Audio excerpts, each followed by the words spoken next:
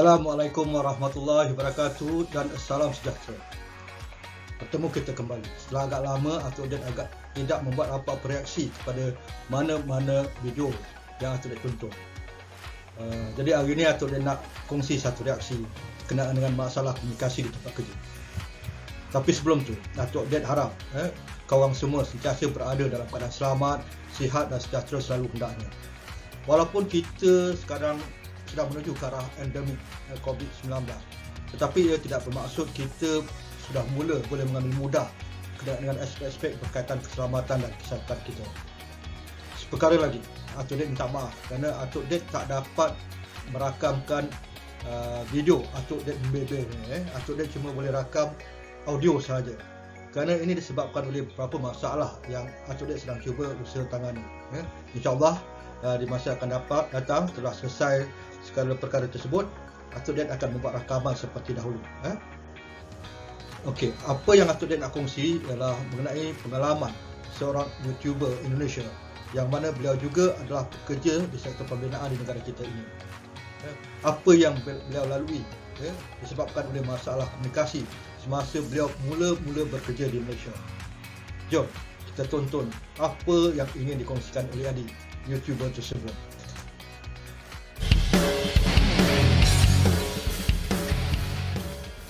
Hai, Assalamualaikum. Perkenalkan, nama saya Adi. Saya seorang YouTuber dari Indonesia yang sekarang ini sedang tinggal dan bekerja di negara Malaysia. Oke, dalam video kali ini saya akan bercerita lagi mengenai pengalaman saya ketika pertama kali saya bekerja ke negara Malaysia. Ada perkara-perkara atau hal-hal yang menurut saya cukup lucu yang saya alami ketika saya bekerja di negara Malaysia. Dan tidak sedikit orang Malaysia menertawakan saya. Mereka tertawa ini bukan berarti menghina atau meremehkan, bukan seperti itu. Mereka tertawa itu karena merasa lucu, atau mungkin ada sesuatu yang membuat mereka terasa pelik sehinggalah mereka tertawa.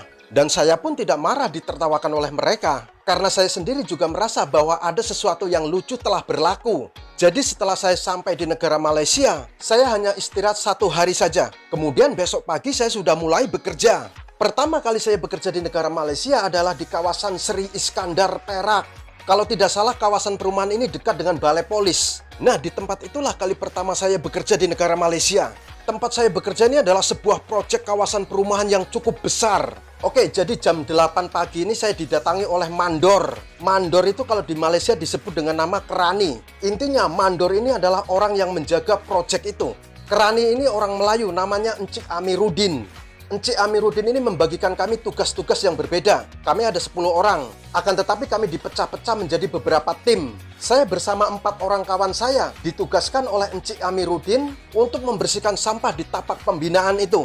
Iyalah, di tapak pembinaan itu kan banyak sekali sampah-sampah. Contohnya kayu atau papan bekas konkret, botol minuman air mineral, plastik-plastik bekas minuman TO Ice, Milo Ice, kopi ice, dan lain sebagainya. Kemudian di situ juga banyak baju-baju dari pekerja yang tidak dipakai, kemudian dibuang begitu saja. Lantas mandor ini atau kerani ini menyuruh saya dan kawan-kawan saya untuk membersihkan sampah-sampah itu.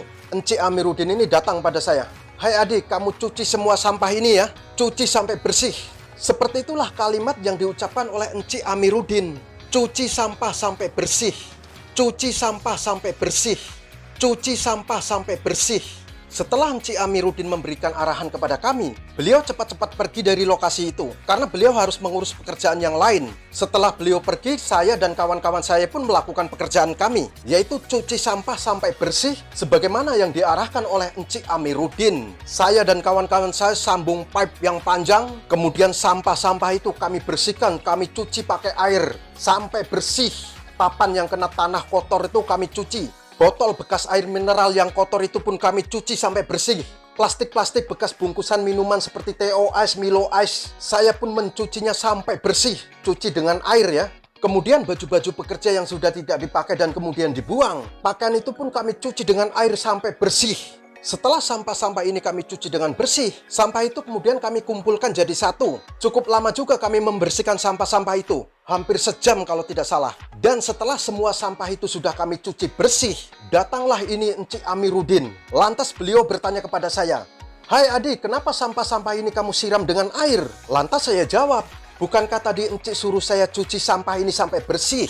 Seperti itu jawaban saya. Lantas Encik Amiruddin pun tertawa. Alamak, bukan itu maksudnya. Maksud saya adalah sampah itu dibuang, bukan disiram dengan air seperti ini. Begitu kata Encik Amiruddin. Kami pun tertawa bersama-sama. Ya, di sini terjadi miscommunication atau ramai orang Malaysia ketika mereka melakukan pembersihan sampah. Mereka juga lazim mengucapkan cuci sampah. Sedangkan kalau di Indonesia, perkataan cuci itu ya kita melakukan aktiviti mencuci dengan air. Barang-barang yang kotor ini kita cuci dengan air supaya bersih. Itu kalau makna cuci di Indonesia. Akan tetapi kalau di Malaysia ini cuci sampah sampai bersih. Itu maknanya bukan dicuci dengan air. Akan tetapi maknanya ialah membuang sampah itu.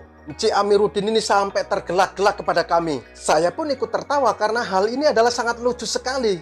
Jadi semasa saya mencuci sampah-sampah itu, kami berempat saling sembang.